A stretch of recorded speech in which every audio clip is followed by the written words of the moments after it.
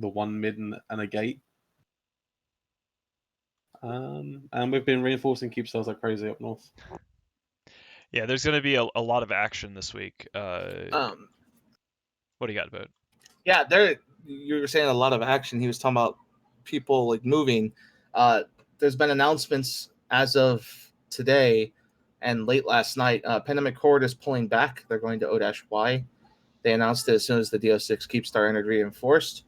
CO2 is moving to X47 or O-Y. They're going to be joining NC, and NC was already moving there this week. We saw them moving as of Monday. And then now GOTG has announced as of right now, they're moving to TXME, which is like 3 gates away. Yeah, it basically seems like the North is kind of rolling over. I mean, I don't want to get too bad of a case of hubris here, because one of the challenges is as the Imperium campaign progresses and we rack up more victories, that we then just sort of start to take that for granted. And, I think that puts us in a dangerous place. So, well, hubris. You're going to like this, Mittens.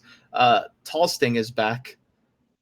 Really? So Kunmi and Zungen have been running around reinforcing literally every structure fade, and they're up to 71 structures reinforced.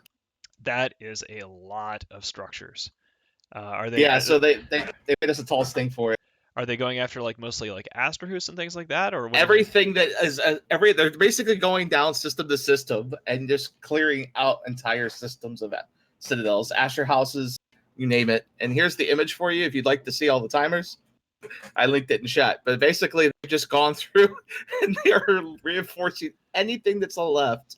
Wow, right, these are all just a million different citadels. That's amazing. So now, yes. how are they doing this? I mean, that's an old school. For people who are not familiar with tallsting.jpg, that image that Boat linked is a reference to what happened during the Great War in the Great Purge of Delve, which Boat had a huge part in, of just going through and destroying. Like, it's an image from a pos timer board, where we just had like 600 things to kill. So.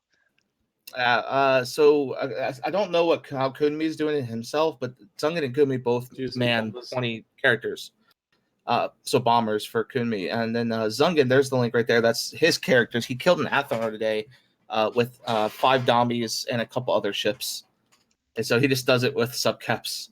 As we know, the Citadels with the new changes. I don't know if you've seen the new changes. Also, Diesel, thank you for 23 months. Citadels can now be reinforced any time of the day. And they take very light amount of ships to reinforce them, especially Astra houses and Athenors and stuff like that. 29 months also. Tall Sting, Delve remembers. That's amazing. The thing that is worth noting here is destroying Athenors and Raytaros isn't like destroying imposters, right? So if you destroy an Athenor, that's at least 60 days or 53 days or whatever it is before you can get another max frac. So that puts that moon out of commission for at least 2 months. I did not know that. Yeah, because it sets 70 them back economically hugely. It takes 73 days before you want to frack it, like the full max frack to give you all the money you get out of it. So that's why we do our once a month, big mining ops, is because it literally takes that long to frack them all. That's interesting. Yeah. So them going through and basically just doing a scorched earth campaign against all of these minor structures. 32 months, Eric Asimov. Jesus Christ. Because it gets to the point now where once Fade's burnt down, whoever moves in 4 or 5 months, it's basically like day 1 of moon mining again for them for 2 months. It becomes patch day. Wow. Also Hilda for 43 months. Goddamn, dude. Wow, that's a long time. That is amazing. So yeah, that's what's happening in between, like behind the scenes, is you have all these like little guys going in there and just scorch earthing the place. And as someone pointed out in chat, Asher, if you want to talk about this, what happened last night? I hear some things got reinforced last night. Sorry. What's so funny? Someone else talk, please. Something's going on. Just subscribed again. I saw that. Yeah, that's a classy and classic username. We appreciate that for your 3 months. Ben over Midship, thank you for your 3 months, sir. Yeah, he always watches the show. He's been watching it like a year. That's a great name. We racked 3 Keepstars last night. 4. What? I thought we did 4. No, Super C was already reinforced. Super C was in the EU. In US time zone, we ref 3 keep stars. We ref 26H, 3V8, and 7X. They're all in Australian time zone tomorrow. Ooh. Yeah, that is a lot of Aussie time zone stuff. It's going to be interesting because for those ops, unlike a lot of like weekday Australian time zone ops, this one does come out on a Sunday, so we should see a pretty big turnout. We're hoping from the European player base in the Imperium. Yeah, it's a Sunday, so you're gonna have enough. Yeah, it's like 11 a.m. on a Sunday. We've been outforming them so hard that it's actually kind of ridiculous because they time these things to this time zone, and they literally told their own guys, "Oh, we're timing that time zone not because we can form a lot of dudes, but because goons can't form any either. So we'll just win by default." But it's not been happening that way in the last month at all. I'm curious to see about this though, because I mean, we have been winning, and again, worried about hubris and all that other good shit. But I think it's been a bit since we had like a proper. It's possible that the enemy might be able to find the means to resist in Australia. They did, and we could talk about that now. I guess that's a good segue. Okay. We did whelp a battleship fleet. We were one of our FCs, who was relatively new to the battleship game, went 1-on-1 versus an equally sized battleship gang, but the other battleship gang was Horde, and they had a lot of dreads. We didn't have any dreads there. And so it was an even fight. We lost like 20, 30 bill. They lost like 15, 20 bill. But the best part about that is even though we were getting kicked in the teeth in that fight, NC undocked a move op, didn't even warp over to get on the kills, jumped out, and then said, "See ya," and local just left. Wow. Didn't even bother to help Horde, who was losing apostles just like 500k away.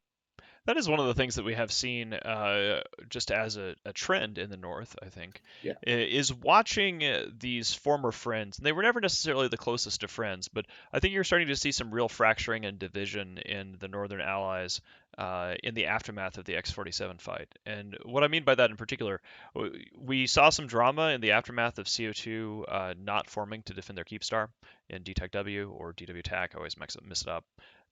And Sort Dragon kind of taking CO2 to task in public, saying that these guys didn't even bother forming up, so why will we try to defend them? We're done with CO2. Yeah. And then the other fracture line has a lot to do with Horde. I wonder, Asher or Jay, can you actually talk about like what you've seen from the hostiles as far as it comes to working together with Horde? I have Horde's actually really putting in a lot of work, way more than other people. Like, it's not their space. Yeah. They don't live here. They're not fully deployed here, and they did a better job than CO2 has done for sure, with a smaller group of people. So that's true. I have an idea for a new chart, and it should be the diplomatic patience chart, and we can see how much diplomatic patience people have by how long they put up with CO2 shenanigans, because every group in the game has now flipped on had CO2 flip on them and give up on them. So you can see how much patience your group has by how long CO2 lasted with them.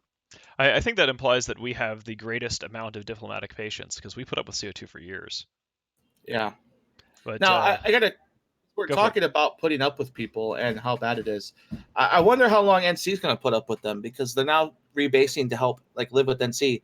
And today they had a meeting, like a Q&A, and you heard during the week there was a situation where in an open Discord channel, our lovely Matterall has his own little Discord for talking to stations, and in their like public channel they had a little slap fight between Sort and DeWincy. DeWincy's number 2 in CO2, and in that slap fight, Sort basically said, "Look, you guys can get fucked. You're not part of us. Who cares?" Like, he just threw him under the bus. And then he told his own members, "Look, we're done with CO2's bullshit. They don't talk to us. They refuse to talk to us. Fuck CO2." No, I don't know. Did Sort throws it? It's like there's 2 buses and 2 throwers, because both these guys have been trying to throw each other under for a long time. Like, you get a recording of GigX 2 months ago saying, "Don't be pussies like blues." Like, oh, you should have heard him today, Asher. You missed it. He said that like the great Asher, who hates dealing with his own blues, sometimes you have to deal with people you don't like. Yeah, wow. It's so weird. They he literally said that quote today. I was listening to another one of our enemies like updates, and they're like, "Oh, Asher hates flying with his other FCs. That's why he only flies with his group." What? And I was like, it's clear that these guys don't have any like actual insight into how we work, because I mean, if they did, you would know. So like, yeah, it's such a funny spin too. The other thing is like someone like GigX, who is a bad FC, right? He's not good. Yeah.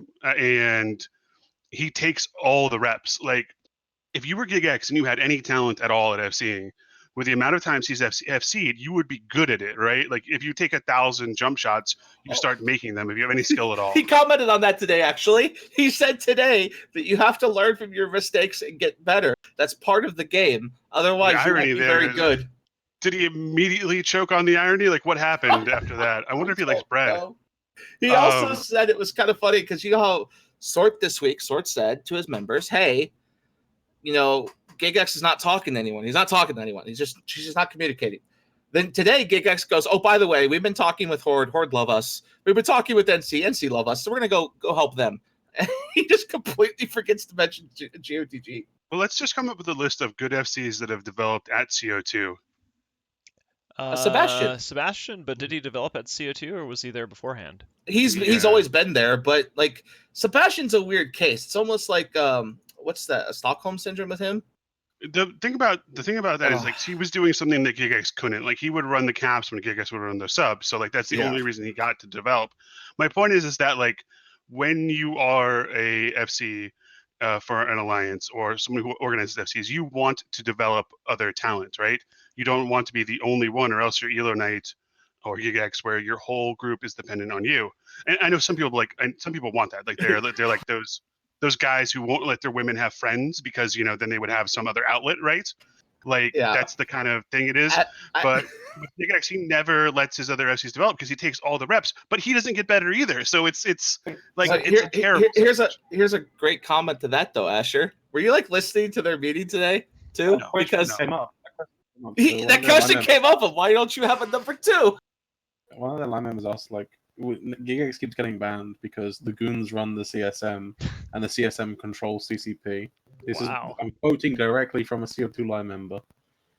And do we not have anyone else who could lead our fleets? Because we have these other FCs, but they don't get the numbers that GigX gets. And GigX says, we don't need any other FCs because I can just play the game myself with how many accounts I have. He literally said, I can just run the show myself. So why trade someone second to me when I'm the best there is? These like abusive husbands or whatever who, like that's why I said friends. Yeah. That's why I said Stockholm syndrome. It's like Sebastian's been abused so much that he openly defends CO2 because it's all he's got. I don't want to talk shit about Sebastian. I like him. I like him, but he made the comment the other day, this couple months back now, when we were trying to ask why he was with CO2, and he literally said, it's because we abused Blarf and treated Blarf so badly, so why would he help us? Like, I guess just tips for the $1 donation. I was saying this the other day, but like the moment that GigX became like my forever enemy was when they betrayed us, not because of the betrayal itself. I mean, that was a big part of it, but when they betrayed us, he would not come on comms and tell us himself. He sent Sebastian, and you could hear Sebastian. He was either in tears or was near in tears, and that's such a coward move. When like a real leader goes out and takes the bad, like, because you get all the adulation. Like, have you seen this like super creepy girl in their chat who talks about how GigX is her daddy of the month, and like just like weird fawning shit to him? She left, by the way. She's gone. But when things are bad, he's no longer the daddy of the month. But my whole point is, if you enjoy all that weird stuff, you need to go in and eat the poo when things are bad. And he sent someone else to do it because he wouldn't do it. And it's total coward stuff. It just reminds me of certain Twitch streamers that play ETH. Oh God! But yeah, so the North's on fire. Like, we know this, but Jay says I should talk about NGSA. NGSA did some more work. Did we talk about the monthly economic report? Can we? We didn't talk about. We did not actually talk about the MER last week because I don't think it had come out last week. But perfect. I got a link for you then. Yeah, and also when you talk about NGSA, let's start from a point of not assuming that all of the watchers know what it is. So like, tell people what it is, and then go into what you want. So NGSA stands for National Goon Surveillance Agency. It's our AFK camping initiative and program that's managed by a couple of goons, Wild, myself, and some others. And basically, the job is to AFK camp, watch, and scout the entire region of space. So you have constant perma eyes. You always know which rowdy to mine in. And the fruits of the labor are so powerful. We have a nice image for you. I went and broke it down. A lot of what GOTG's done this summer is they've defended the fact that they're making no money in Declan with, it's just summertime. Look, goons even went down. But if you look at this graph and chart real quick, you'll notice that goons were up 3.2 trillion ISK for the month of August.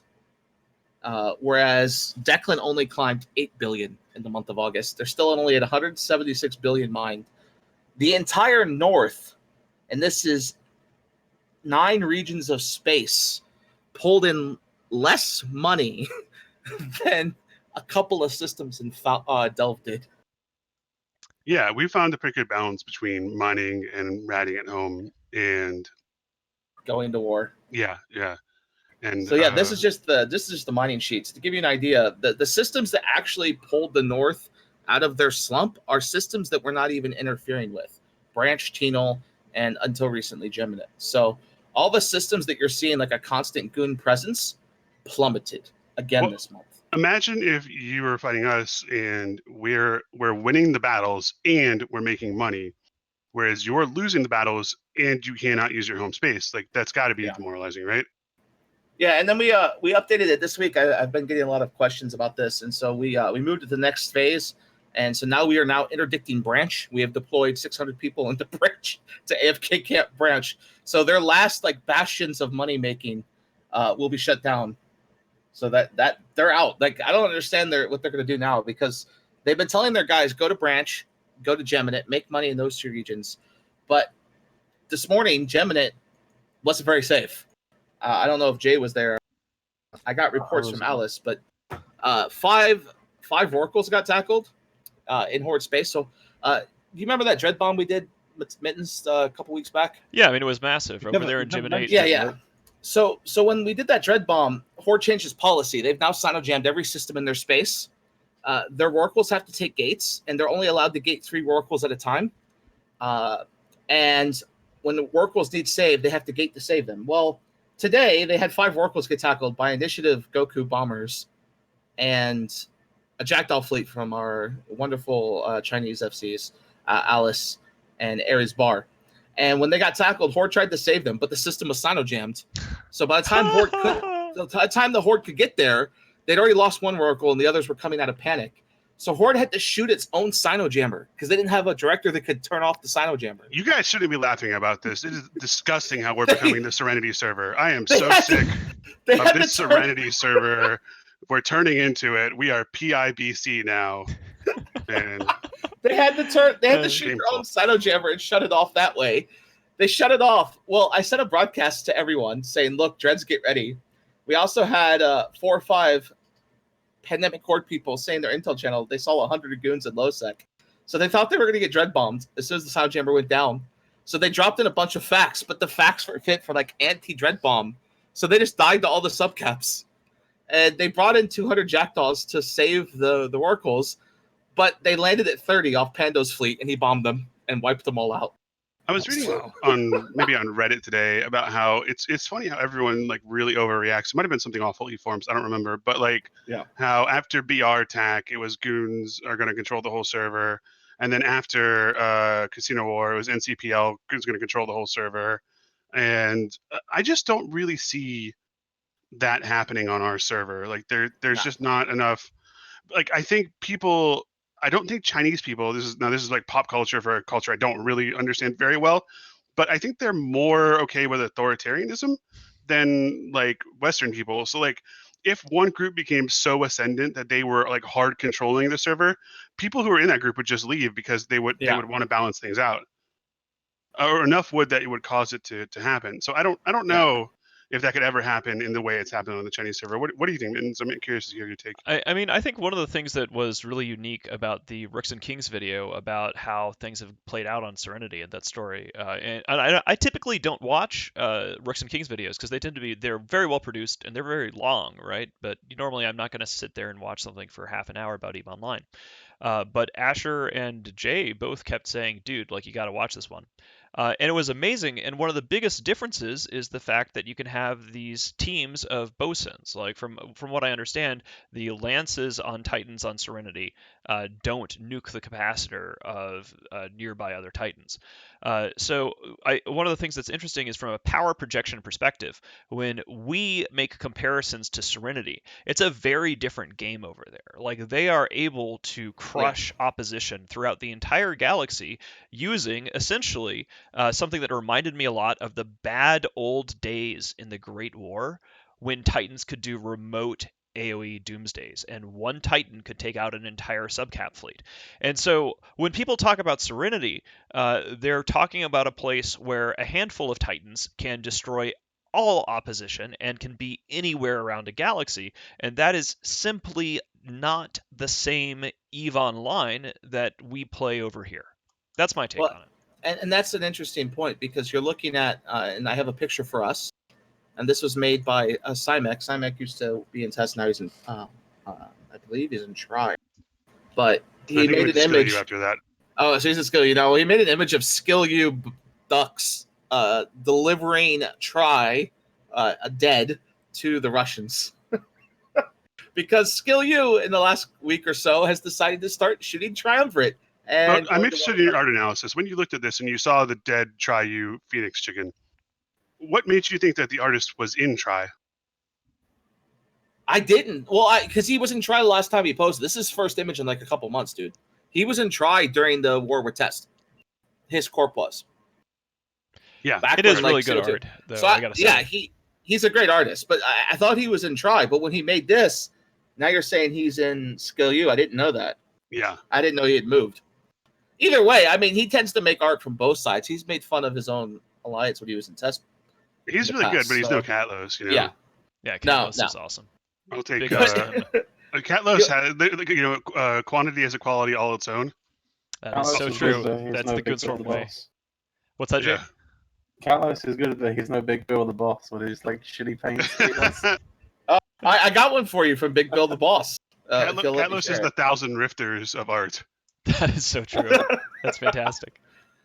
So the North's kind of on fire, but it's been an interesting day. We have another image that was created that someone said the current state of affairs, and it's the Musketeers, and they all hold their swords up and go every man for themselves,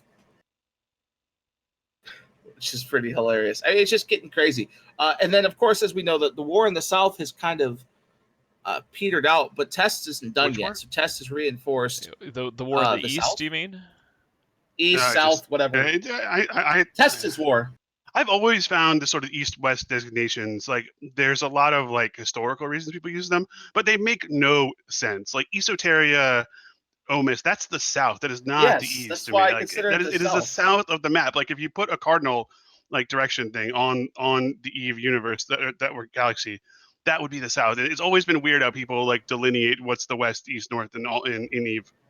Yeah, that's a good point. Like I usually think of EVE in terms of quadrants, like Northwest, Southwest, etc. So anyway, the news there is, so right before we reinforced the 4 Keepstars, Test went and reinforced the Keepstar belonging to, what used to belong, I believe, to FCON, now belongs to FRT. But what makes this such big news is that when Test reinforced that, the same week, the fraternity executive, known as Norris, he's one of the 2 bigwigs over at Fraternity. He got banned for RMT, but he didn't get banned for taking ESC out of the game. He got banned for spending over $60,000 on credit card money to fund the SRP for all of Fraternity for the last months. Wow. So apparently he's claiming there's no evidence. He's claiming it's not true. But to give you an idea of what had happened, FRT's exec corporation, the RMT Corp, was officially banned by CCP. He's claiming that he had no knowledge of this. He also claimed that he bought a shitload of skill injectors and skill injected alts to avoid the ban. He denied any wrongdoing whatsoever. He admits that the alliance meeting that he'll be further violating CCP's TOS by doing account sharing, which I don't know how that's a big deal, and that there's a lot of shit going on internally. So what is it with people that when they get banned, like I don't know if it's just shut up.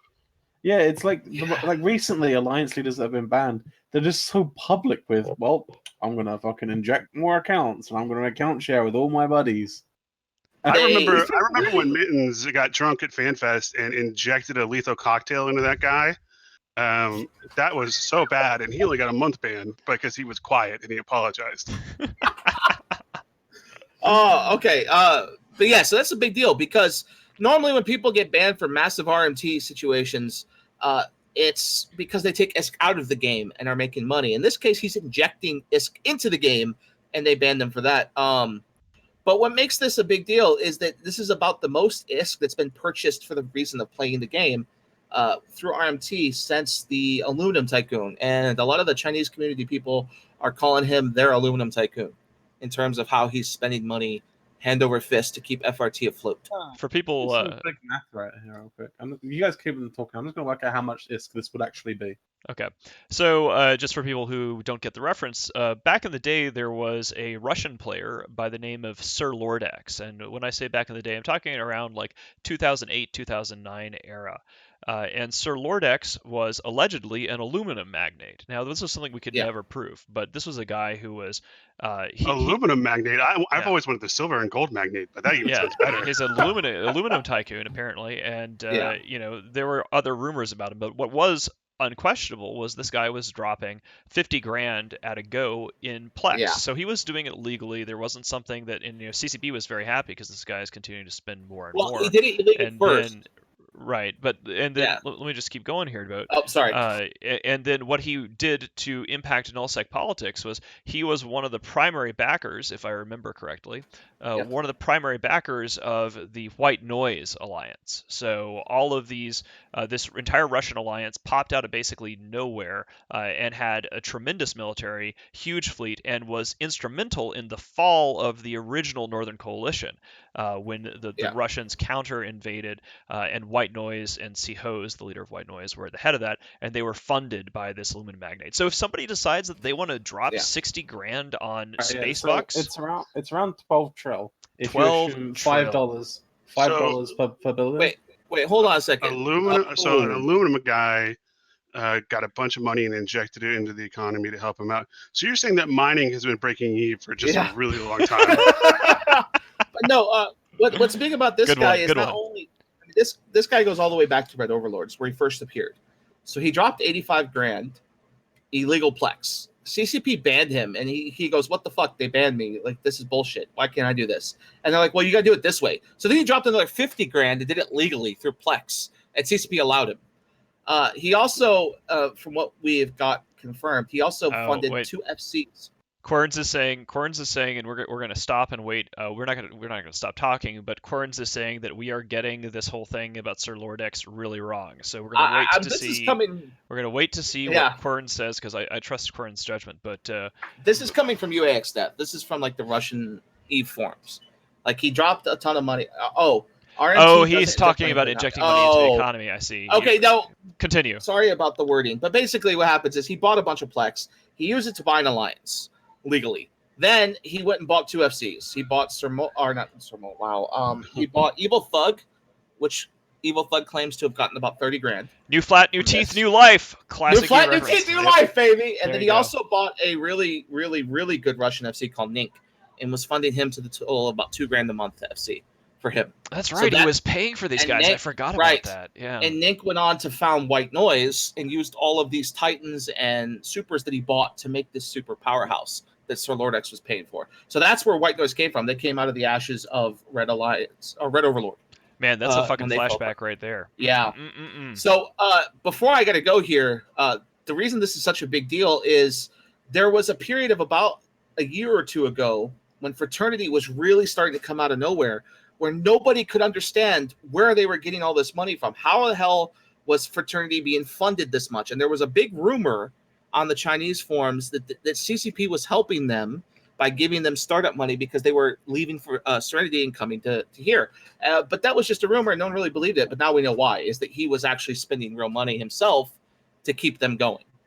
And that's where all this was just magically appearing from. So was confirmed by CCP, and that's actually a really big deal. So I just want to point out here that Cordance is right? Like if you inject a bunch of, you're not actually injecting money into the economy. When you buy Plex and you sell it, you're taking money that's existing in the economy and then you're sort of like pulling that to you. But in terms of like nullsec power balance, like it's massively distortionate, right? You're not necessarily injecting new money into the economy, but suddenly you're using your real life money to use Plex to just suck up all of 12 trillion ISK where otherwise it wouldn't have been there. And concentrate that that's in one getting clipped for sure, Mittens. I just it's totally gonna get clipped. The Mittens slurping noise will be memed out to death. All right, well, I gotta run, but that's kind of the situation that we're in. Is with Fraternity losing its exec and all of its money, they're kind of running out of ability to fight back, and Tess is really kind of taking over the South again. It's looking really bad for the North, as it were. So, okay, have fun, guys. See ya. All right, Boat has had to take off early because he's doing something with his family. So it's going to be just Asher and Jay and myself now. So I kind of want to, like, you guys have really been instrumental, I think, in this campaign in the North. And I want to ask sort of an open-ended question, which is, how do you think this whole thing plays out? I mean, without giving too much away, you guys are in the driver's seat. And what are you expecting to happen over the coming weeks? Well, I mean, when I said everything dies, I don't know. It was a pretty succinct way to put it. Like, they're going to have to reorganize to stop us. Like they can't do it as currently constituted, right? So, and they're moving further away from the things we're hitting. So my guess is that they have basically said we will just make it as annoying as possible to hit these current things, and we'll go. If we can get a DC or kill a Titan on a DC or something, then we'll say, oh, we did it. But I just cannot see them as currently constituted going for a pitched battle with supers and titans.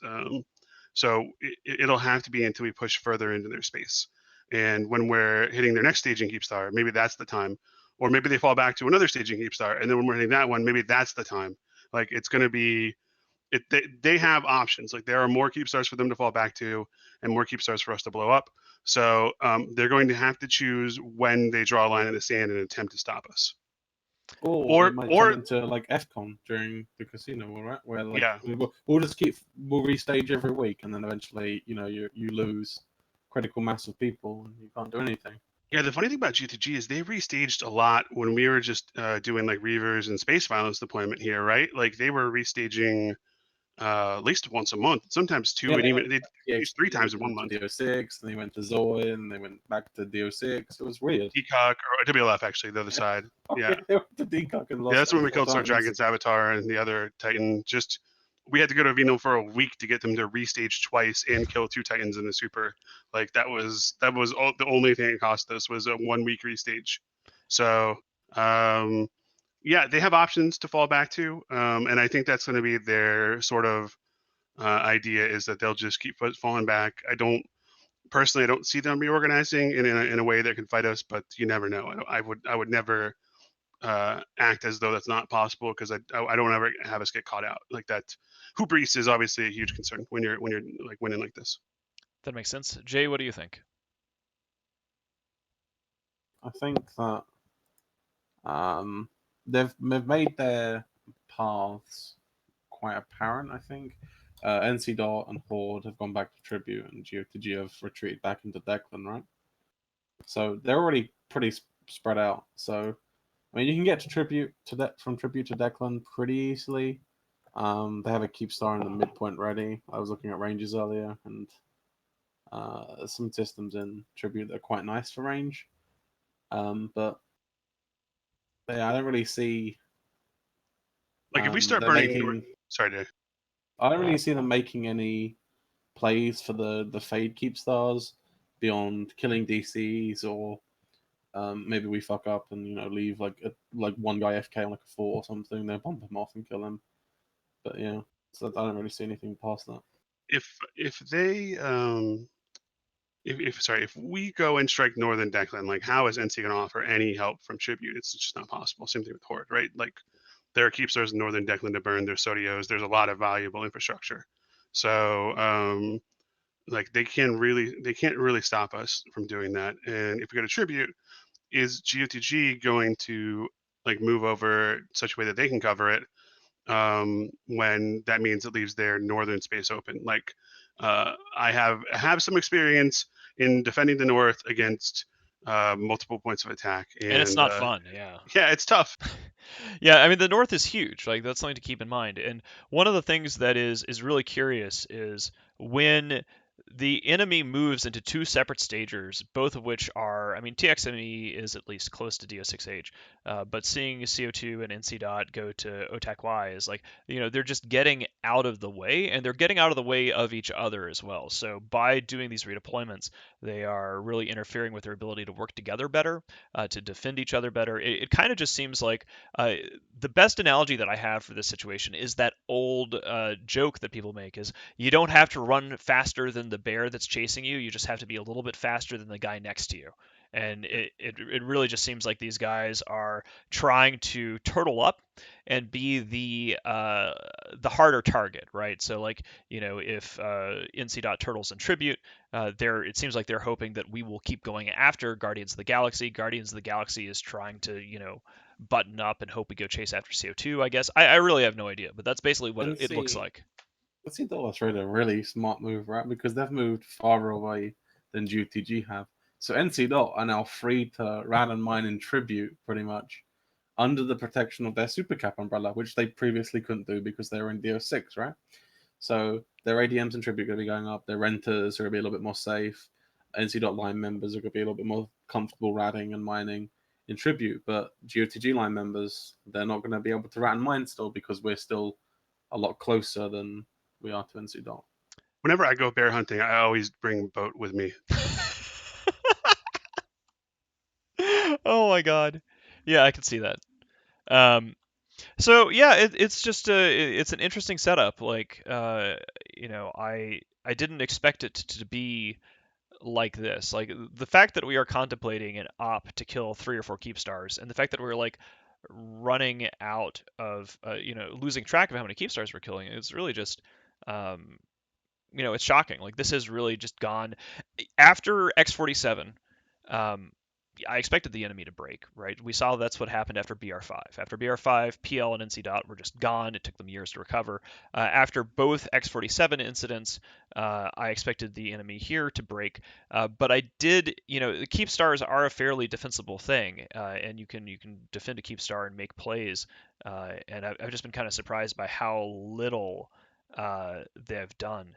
And I think it's because a lot of the leadership, like a lot of the guys who are like really hardcore into leading the opposition, just sort of like vanished or started playing Battle for Azeroth. Like I think World of Warcraft like took out an entire crew. If any of you listen to Kunmi had there's the numbers. Like Kunmi keeps count of all the numbers of things we've killed, and we've killed 5 keep stars. One of them was stolen, and 2 of them have been relocated. So 8 total keep stars. 8 total keep stars. 37 forts, 5 faction forts, 2 Sotios, like 50 plus Athanors, around 30 Astra House, and a bunch of other structures so far. Wow. That is ridiculous. I'm happy with it. I can't complain. Anyway, what else is going on? Test reinforced Frat's staging keep star. Staging keep stars seem to be falling like fucking dominoes over here, or over there too. Yeah, it's going to be interesting. I mean, thinking back to the start of this war, first off, they went on the offensive, right? Like we didn't start this war. And secondly, you have like I think people have probably already forgotten how different the expectations were. Like we were not expected to win. Neither side was actually. But especially up here in the north, it was thought that we would be, unable to compete. So from what we have today to compare to 2 months ago, I think that you have a huge difference in people's outlooks, and like going from goons won't be able to push anything to where the new Serenity server has been a huge sea change. And if you could go back to when this war started in early July, I think Fraternity probably it feels the worst out of all of this because they were the ones who invited PL and Skillu and Holy Rental Empire to come and attack Test. And now that those Fairweather friends have left them after they got their ass tanned a couple times, they're going to pay the price for it because Test is mad. Test is mad, and they have one person to blame, and it's that group. It's Frat. It's no one else. That is an awkward situation to be in. We are also, just to sort of interject here, guys, we are now in Cool Kids Only mode. So when we go the last 15 minutes of the meta show, for those of you who are watching for the first time, we go into subscribers only mode and we take Q&As from subs. And so here's one of the questions from Silverius, which is, so FRT leaves Serenity because they got stomped, and now they get stomped again. How long will it take for them to go back to the Serenity server? I don't think there is any Serenity server to go back to, from what I know about the politics. There's not, like, it is totally controlled by their enemies. Yeah, they're the people who lost, right? So yeah, and the Lance Squad thing, like that's just like that seems like something that is utterly game breaking. I didn't realize. I think it's really curious to find out that such a major gameplay difference exists over there. I mean, I wonder why that is. That were there particular Chinese devs that were over there that are managing this and say, you know what, we're just going to let Lance Squads exist, or was that just like a quirk in the code that didn't get translated? It's one of those things where like CCP aren't going to be updating the game anymore, right? So they gave it like an earlier version of like test server, I guess, and that's just like the version it will have now forever. Is what I understand it to be. Wow. There So, will be no as far as I know, there's no Athenors on there or Tataras or anything like that. So that's pretty interesting because that's a good example of how the Serenity server comparisons just don't work. Like they're playing a unbalanced, and you can argue that Eve is unbalanced, but CCP, credit to them, is regularly adding updates and fixes and changes to the game and trying to tweak the balance. Sometimes they don't do a very good job. But if Serenity is like frozen in time on a busted version of Eve, then all these Serenity comparisons just don't really fit. You said earlier like things that would be awkward. I was gonna go into what's happening in the drone regions because there's some Please. awkward things going on over there. So after Skill Yourself moved away from fighting Test, they have moved back to Ethereum Reach, I believe, or maybe it was the Spire, one of those two regions, and they've been killing bot renters in Malpace and also shooting at Triumvirate. They've been having some pretty decent battles with Triumvirate, who they were allied with 2-3 weeks ago. So That's cool. it's interesting. It's awkward because Skill Yourself was taking money from bot not to shoot their renters, and are now shooting their renters. So maybe the money has dried up from bot. got to replace those Titans somehow. Yeah, maybe they need the money for some Titans.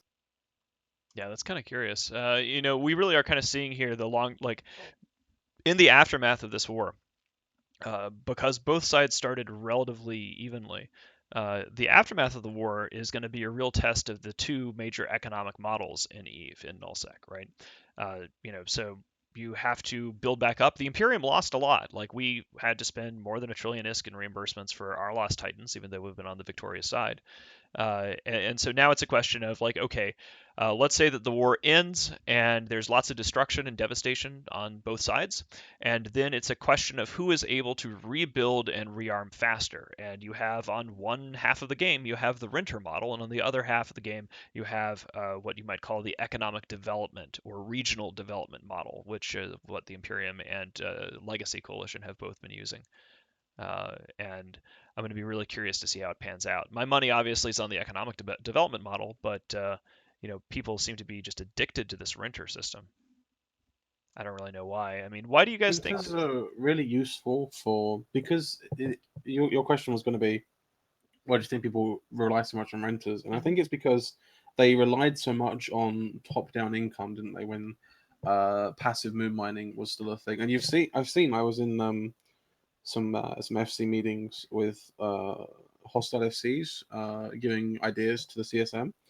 And one thing that all these like smaller alliances and hostiles that weren't us wanted was passive moon mining rigs for Athenors and for Tataras, where they would get a certain amount of percentage of the minerals that would mine in a month without having to do any other work. So they want the top-down income because they rely so heavy on it. They don't diversify their income sources like we have.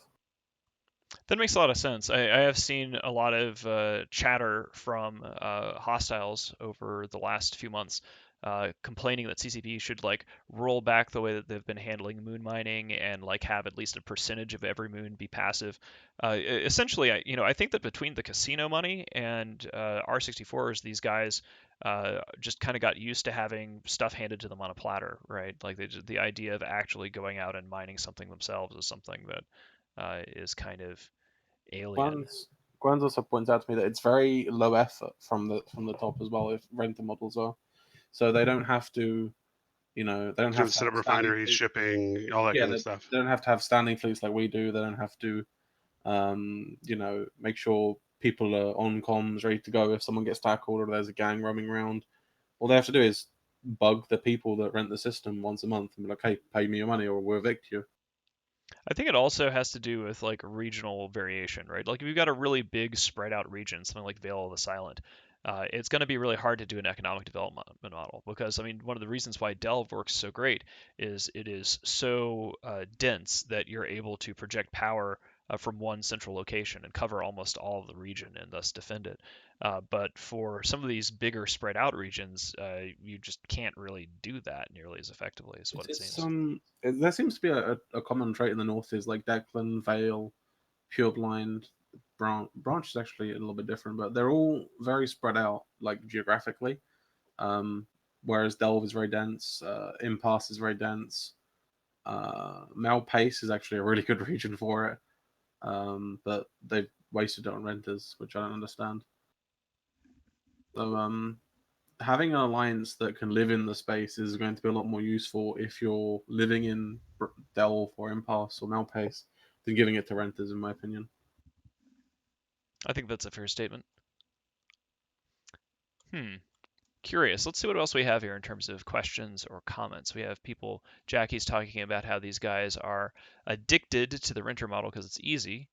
And Noisy Gamer has a point, which is that NetEase is going to be updating the version of Eve when it takes over Serenity.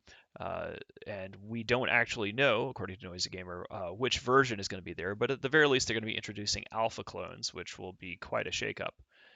Another question here from Nanak Helsinki, which is how many regions have we shut down the moon mining in?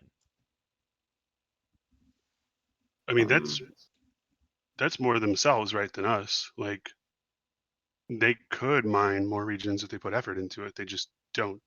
Yeah, they haven't done like the Locust fleet. It's not a secret how we do it. We just time everything in one region to one day and then send the cover over there, and it's very easy to copy. Like I could see GOTG perhaps, if we or when we leave Fade, GOTG setting up some Tatars in Fade and just once a month go down there with all their rock cores and mine all the R64s.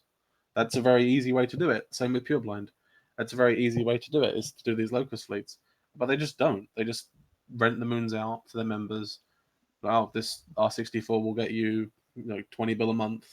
You give us 10 bill, we'll let you have it. Yeah, that's they're just not building that up at all. We had another question here, which is how many more keep stars are there in the north that remain for the bad guys? Darth Kill's question specifically was NC Dodd, but how many more keep stars are there up there in the north for the bad guys to retreat to? 7, 8, something like that. Yeah, there's like 3 or 4 in Declan. There's a couple in Branch. There's one in Venal. 3 in Tribute, I think. Yeah. Yeah. I'm a little surprised to hear that there's only 3 in Tribute. I mean, I've sort of lost count of how many we have in Delve. I think it's almost 30 now, if not. It's one of those things, right? So it's the laziness from the Alliance. They don't want to spend the money in upgrading their space. I mean, with Tribute, I could think of some really good locations to put keep stars, but there just aren't keep stars. We have a question here from Micromancer, which actually is something that we could probably have a couple of answers to. Is a forced splintering of Goonswarm possible from CCP if we reach Serenity levels of control? And I would say just from the get-go that like I don't think we would reach Serenity levels of control because we can't have lance squads and project power like that. But I don't think it would be possible for CCP to like do an antitrust thing where CCP comes in and like breaks up an alliance. I think that would be Just have Goonswarm 1, Goonswarm 2, yeah, middle blue each other. Goonswarm 1, Goonswarm 2. It would happen organically anyway. Like I mean, like I said before, like if goons were going that crazy, Jay would just Jay, he's so rebellious, he would just splinter off into his Gay for Jay group, and then we have to fight him. How's it going? We're having a conversation about EVE Online. Yeah, I just got back. Sorry. I was supposed to be at the airport right now, but I got a call like halfway there. Apparently their plane broke down. In the air? No, thankfully. They had to sit on the tarmac for 2 hours, though. But how fast is your 40-yard time? This is apropos of nothing. The fastest it ever was 5.1. Why? Like I said, apropos of nothing, and just sort of totally random question. Yeah, I'm curious like a cat. That's why my friends call me Whiskers. But I was listening to you guys talk about the alliance breakup. This came up on the Meta Show a couple months back when people, before they all got banned for being toxic shitlords, or enemies, they wanted us to break up, and like, why won't Goons break up? Why haven't Goons done it yet? The thing is like Asher said, wouldn't we just create Goon 1, 2, 3, and 4, 5? Like, if they put a limit on the size of an alliance, wouldn't they just? Well, that was actually one of the things that one of the worst and most foolish tweets that I ever saw CCP Fozzie make was during the Casino War. Effective Twins just subscribed, thank you. CCP Fozzie had made some sort of passive-aggressive tweet just after we announced the formation of the Goonhammer, because we adopted to the foolishness of FozzieSov by combining many of the alliances from the Imperium together into Goonswarm at the end of the Casino War. And he was tweeting about how they would just change the system in some sort of way. But any kind of like top-down method of trying to prevent people from getting together and hang out with each other just doesn't really work. In fact, usually it just drives them not closer a sandbox together. game then. Yeah. Telling people you can't is the best way to make them do like what you don't want them to do, right? Exactly. Well, it'd be like Google does now. There's 50 companies all headed by one parent company, right? They literally own everything, but they have it under the ABC group. Do you give me a World War II analogy, Bo, of what it would be like? No thanks.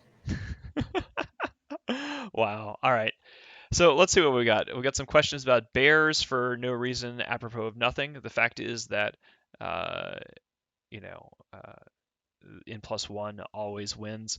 That is one of the biggest challenges that we've seen in this game recently is not so much N+1, because we usually do our best to bring more numbers to the table, but in many ways it's been like tie-dye management, right? Like one of the things that I thought was really unique about, well, it's actually not really unique anymore, but by the time that we got to the CO2 keep starting DW, and Jay let me borrow Titan, and I got on the kill mail with Mittens, and that was cool, was the fact that we were moving ships in stages, and we were actually, like, it was almost like surfing, riding a wave of time dilation, and the side that manages to sort of work alongside the server ends up winning more than N+1.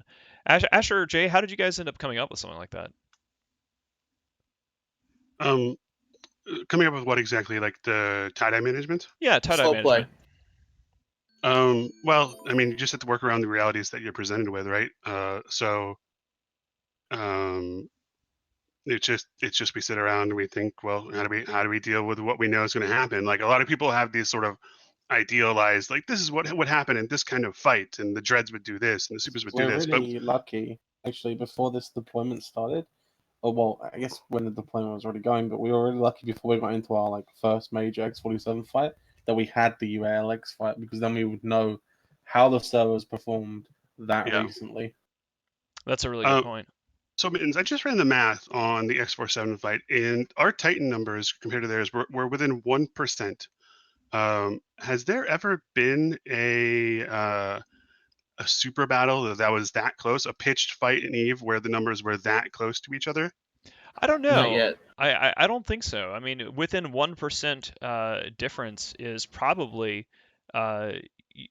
if it wasn't on a keep star, you could say it's probably the most evenly matched battle there is. What's so fascinating to me about the X-47 fights is that we had such a close match in terms of forces with our opponents, but they had a tremendous inherent advantage of being on a keep star that was gunned and active.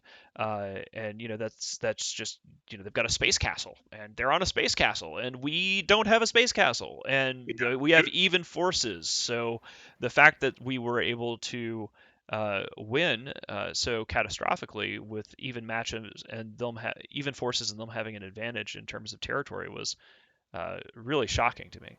I considered it a disadvantage that they had to keep stuff, to be honest with you. Really? Why is that? Yeah, because 4 or 5 hours into the fight, you had people that they'd logged in, logged out 3 or 4 times, and they were getting frustrated because maybe their people weren't talking to them, or their leadership wasn't talking to them. So, well, I've got a keep star here. I'll just dock and come back tomorrow. Kearney and Cortez, we burned the boats. They had a way to leave. Yeah, that is a really good point, because essentially when the Imperium and the Legacy fleets were on the field, the only option was to win or die. Like, you just had to stick there through the entire fight. You couldn't go home. You either gave up your Titan and you died, or you stayed and you won.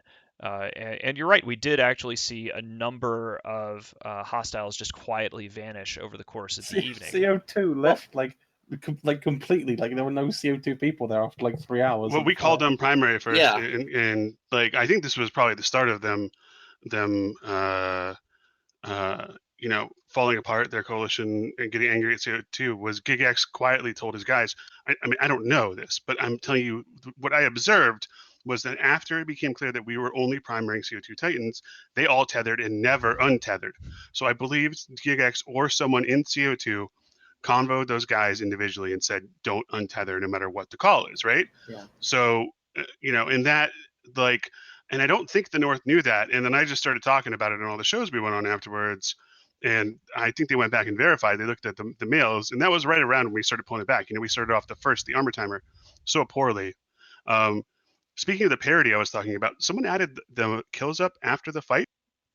And if you took every kill from both sides, and you you sum them together, the difference in kills was 1. The total number of kills of ships was 1 ship different. That is for that entire so fight. Close. That's uncanny right there. Yeah. And something that is a really big deal is we talked about this during the armor timer. We said this on the meta show. At one point during the armor timer, there was the discussion of, okay, we're winning, but how the fuck do we leave before downtime? If they wanted to hold us there, because we had all our supers right on the keep star, inches away from them, and their dictors that could sit tethered and then bubble and then tether and bubble. So they could have held us there for hours and hours. The only reason that we were able to leave was because they let us. We had to win. They had to let us leave. Yeah. Yeah. Well, when you say they let us, they ran away. It wasn't out of their good grace. Yeah. We gotta go ahead and say we are out of time here, boys and girls. We are. Quick announcement though. As we're about to leave, Sword Dragon's about to do a state of the alliance for his group. He waited till after the meta show was over to announce. State of the garbage.